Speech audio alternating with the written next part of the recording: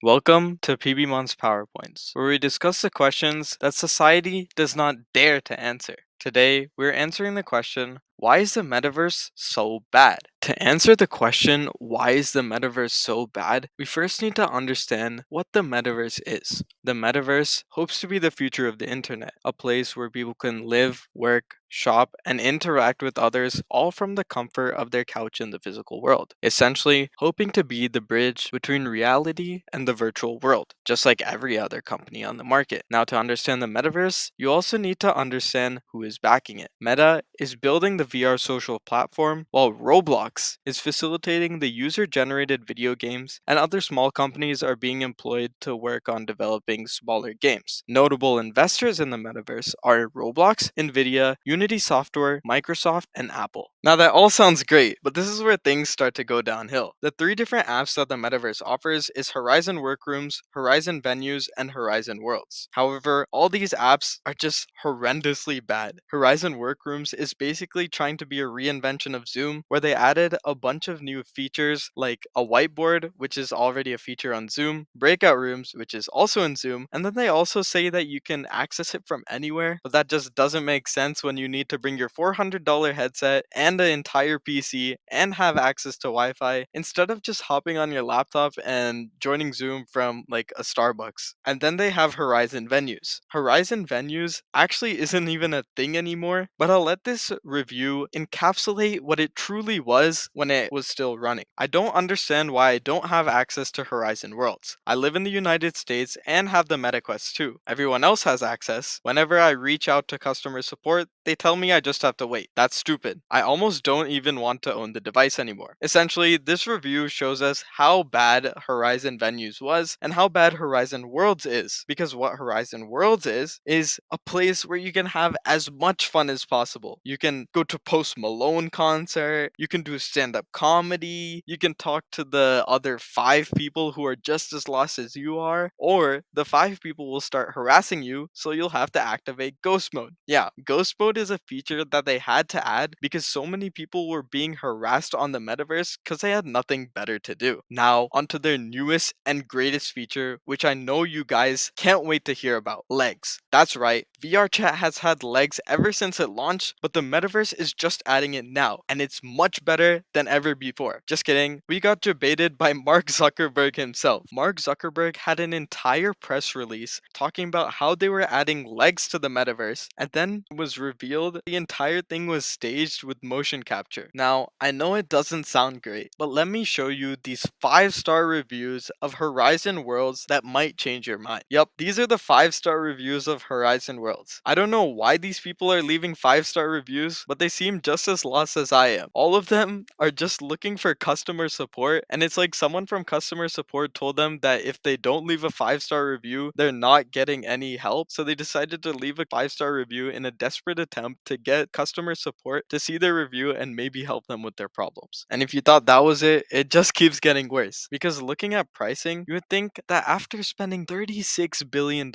maybe they found some groundbreaking technology to make this accessible to all the billions of people on Earth. But instead, it costs $400 to buy the Meta Quest Pro 2, which is just the headset that you need to access the metaverse, and you also need to have a PC along with it. So that's almost $1,500 that you need to access the metaverse by itself. And next, if you don't want the default clothing, you can get dripped out with the $10,200 clothing line that just sold on the metaverse. That's right, Decentraland Wearables sold 48 wearable NFTs for a total of $10,200 at an average individual price of $211. So if you truly want to be a real hype beast, you better get your wallet out, spend that $211, and stunt on all your Roblox homies with the new drip that you have. But if you were thinking that you could make a side hustle by working in the metaverse, boy were you wrong, because Facebook takes 50% of the cut of whatever you make in the metaverse, so you're better off trying to make Roblox clothes than trying to make money off the metaverse. But don't worry, you don't have to spend a single penny on video games, because the metaverse has an entire arcade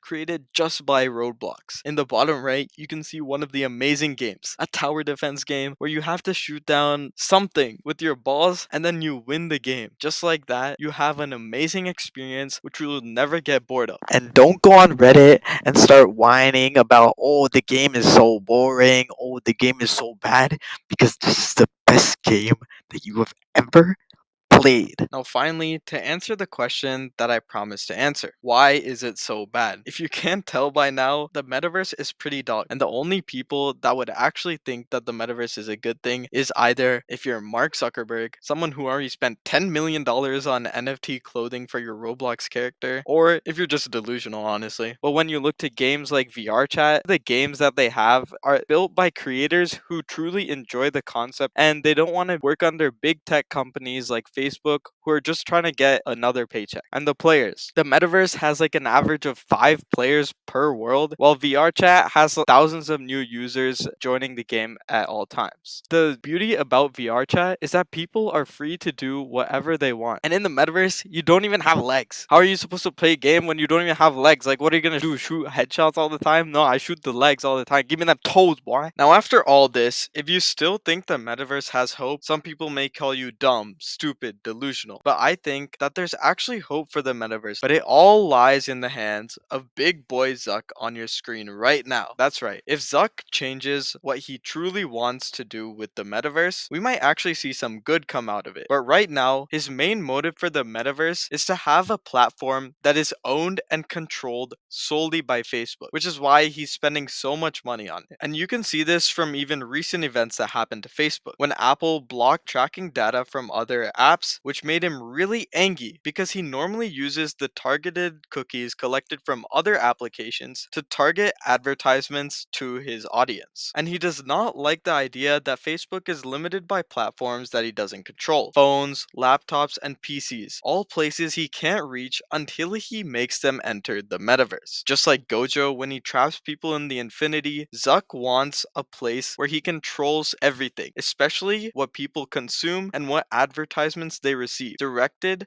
solely by him. But if Zuck leaves this anime villain arc phase, we might actually see some good come out of the metaverse. Because the largest problem with VR games such as VR chat right now is that they simply don't have the funding. But if these $36 billion were put to good use, the metaverse might actually be the future of the internet. But that's just what I think. I'll see you next time on PBmon's presentations. But you want me to tell you a secret?